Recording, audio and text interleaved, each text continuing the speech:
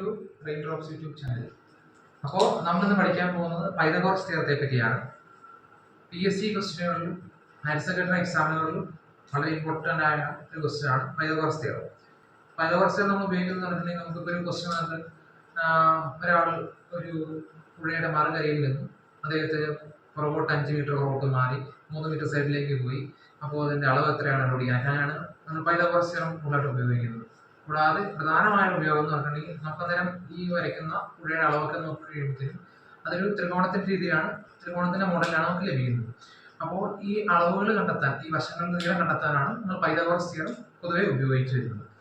Pythagoras theorem എന്ന് പറയുന്നുണ്ടെങ്കിൽ Greek ഗണിതശാസ്ത്രജ്ഞനായ Pythagoras ആണ് പൈതഗോറസ് തിയറം അവതരിപ്പിച്ചത്.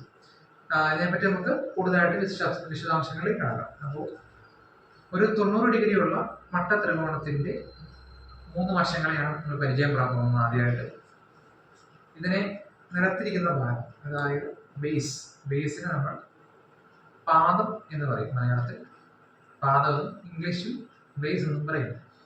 ഇനി കുത്തനെയുള്ള ഭാഗത്തെ മലയാളത്തിൽ ലംബം എന്നും ഓർ ഇംഗ്ലീഷിൽ ആൾട്ടിറ്റ്യൂഡ് എന്നും നമ്മൾ പറയുന്നത്.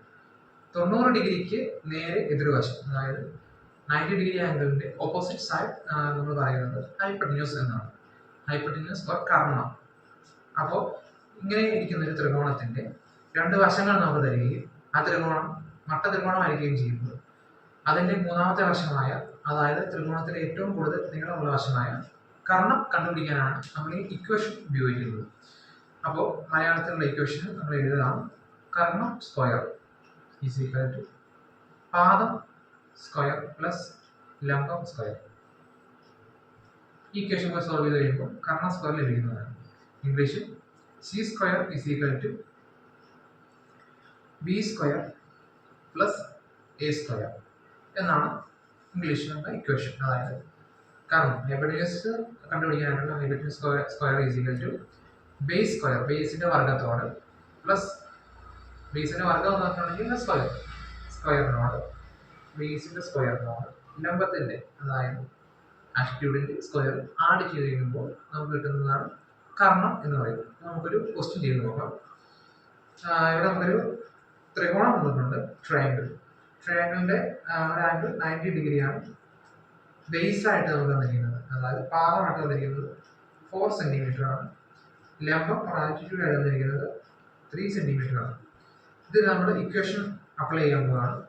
മലയാളത്തിൽ എഴുതാം കർണം സ്ക്വയർ ഈസ് ഈക്വൽ ടു പാദം സ്ക്വയർ പ്ലസ് ലംബം സ്ക്വയർ ഈസ് ഈക്വൽ ടു കർണമാണ്. ഇംഗ്ലീഷിലാണെങ്കിൽ സി സ്ക്വയർ എന്ന് പറഞ്ഞിട്ടുണ്ടെങ്കിൽ അത് ഹൈപ്പട്ടന്യൂസ് കണ്ടുപിടിക്കാനുള്ള ഇതാണ്. ഹൈപ്പട്ടന്യൂസിനെ പ്രതിനിധാനം ചെയ്യുന്നതാണ് സി സ്ക്വയർ. സിമ്പിൾ ആണ്. അപ്പോൾ നമുക്ക് ബേസ് തന്നിരിക്കുന്നത് 4 സെന്റിമീറ്റർ, അതിന്റെ സ്ക്വയർ പ്ലസ് ലംബം ആൾട്ടിറ്റ്യൂഡ് തന്നിരിക്കുന്നത് 3 സെന്റിമീറ്റർ, അതിന്റെ 3 സ്ക്വയർ. 4ന്റെ സ്ക്വയർ 4ന്റെ സ്ക്വയർ എത്രയാണ്? 16 പ്ലസ് 3ന്റെ സ്ക്വയർ 9 ആണ്. 16 പ്ലസ് 9 നമുക്ക് 25 എന്ന ആൻസറാണ് കിട്ടുന്നത്. ഇനി കാണേണ്ടത് നമുക്ക് കർണം സ്ക്വയറിനാണ്, റിപ്പോർട്ടിന്റെ സ്ക്വയറിനായതുകൊണ്ട് 25ന്റെ റൂട്ട് കാണാനാണ് നമ്മൾ ചെയ്യുന്നത്. 25ന്റെ റൂട്ട് 5 ആണ്. അപ്പോൾ നമുക്ക് ഹൈപ്പട്ടന്യൂസ് 5 എന്ന് കിട്ടും. ഇനി നമ്മൾ ഇംഗ്ലീഷ് ഇക്വേഷൻ ആണ് C square is equal to B square plus A square. നമുക്ക് എളുപ്പം കിട്ടാൻ വേണ്ടി, ഒത്തിരി സ്റ്റെപ്പുകൾ അധികമായിരിക്കാൻ വേണ്ടി ഈ ഇക്വേഷൻ യൂസ് ചെയ്യാം. റൂട്ട് ഇട്ട് ഈ 2 ഇക്വേഷൻ ചെയ്യാം, ബട്ട് ഇത് ചെയ്യുന്നതായിരിക്കും നിങ്ങൾ എളുപ്പം. കർണം square is equal to root of പാദം സ്ക്വയർ പ്ലസ് ലംബം സ്ക്വയർ ഈസ് ഈക്വൽ ടു കർണം സ്ക്വയർ.